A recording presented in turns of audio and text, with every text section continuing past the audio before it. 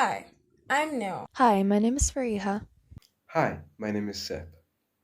This video has been created for the Global Citizens SDGs Challenge 2021 by the team For the People, by the People. In Lesotho, over 80% of the population is heavily reliant on subsistence farming, with the primary crops being wheat, maize, sorghum, and peas. Over 60% of the country's livestock and food requirements are imported from South Africa, which is a developing nation, whereas Lesotho remains a third world country. Because of the country's mountainous nature, only 10% of it can be used for agriculture, and yet the nation is extremely heavily reliant on this sector.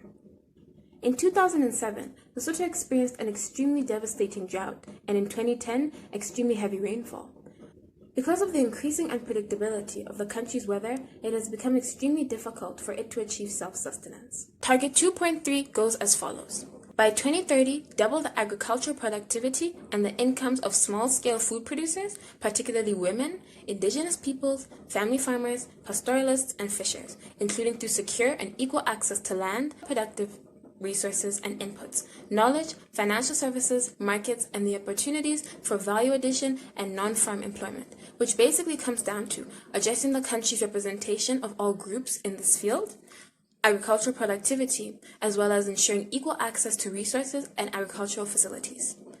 For the people, by the people, I've come up with a solution which we feel will allow for Lesotho and other countries with a similar geographical condition to be able to maximize their agricultural productivity. We have broken down our solution into 3 sections, which we have reason to believe will allow for the best and most sustainable results. Section 1 involves educating. As a group, we believe that one of the ways for us to achieve the best results would be to first educate our citizens on the most sustainable ways to rear livestock, cultivate crops, and the likes, in order for us to make the most of the 10% of arable land that Lesotho does have. We would go about this educating by the introduction of an extracurricular activity centered around the topic of agriculture in Lesotho. We could start this extracurricular in our school, led by us, just until we can eventually branch out across the district and hopefully across the nation. The extracurricular activity would be taught by volunteers from relevant NGOs, businesses, local members of the community who have experience with farming, small farmers, and the likes, just until we can afford to hire and train school staff to teach it. These class-like extracurriculars will provide hands-on learning experience to the youth on topics such as various and most sustainable methods of plants and irrigation, which seed variants grow best in different conditions, etc.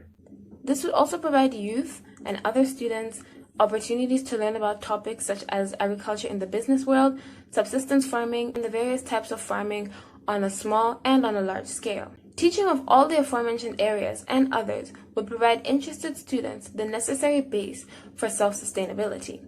This would make them aware of the potential that agriculture still has in the country, making us able to achieve our goal of making our greatest efforts to take advantage of the country's geographical features. Section 2. Section 2 addresses marketing and advertising farmers' products, specifically providing a simple plan of how we can provide different platforms for both farmers new to the industry as well as people already existing within the agriculture community who are not able to sell their products efficiently. As people in Lesotho seem to have a great appreciation for food festivals, the first platform that we could introduce into the community is a farmers market. Once a year, potentially in collaboration with the Masero market, we could organize the food market and invite local farmers to gather for advertising and selling their produce goods, ranging from cultivated to pastoral and even apiculture products. Another step which we plan to take in order to provide farmers with a means for modern advertising is developing a social media presence. Social media has a massive range of influence for producers who can utilize it for advertising their products whilst also reducing the cost for marketing, for example, for paying for billboards and client ads. It also makes the process of handling customers and potential clients easier. We would set up social media accounts and farming communities across different platforms, which could display a variety of products from local farmers and help farms across Lesotho build and strengthen the agricultural community. Section 3. What does our plan look like in the long term? With the help of student representatives and volunteers present in schools nationwide, creating extracurricular clubs for agriculture, there'd be significant rise in platforms for students to exercise their interest in agriculture and have the necessary education specific to it. Not only this, but also this initiative could lead to regular student-led projects, entail going into remote areas of the country to consistently educate more people in those areas about different aspects of agriculture. These students would also be able to help some people potentially start their own agricultural journeys, i.e., providing basic tools, seeds, etc.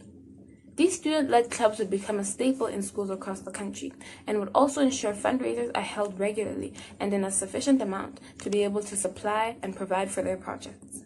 The second thing, as we discussed in section 2, social media is proving to be a very effective tool in communicating with the younger generation, specifically when it comes to advertising. So in the future, what we could see is a very well-established social media presence for people in the agricultural industry. What we would really see in the future is hopefully that more people would become interested in local produce through these social media platforms and rely less on imported goods on the shelves of different commercial places. And as a result, we would see an increase in revenue brought in by local produced goods.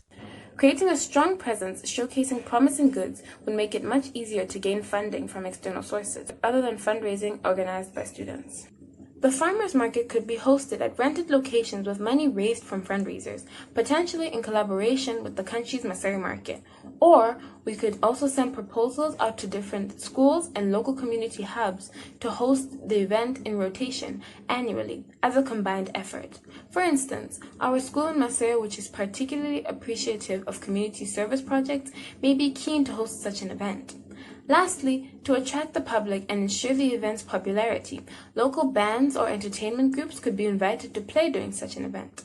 So, in the future, what we would see is a bustling network of student leaders working on projects and funding, universities providing agricultural knowledge, people in remote areas who require assistance with starting their agricultural journeys, also people who require additional help in excelling in their existing agricultural journeys, as well as consumers nationwide, all interconnected in the hopes of pushing forth SDG 2.3.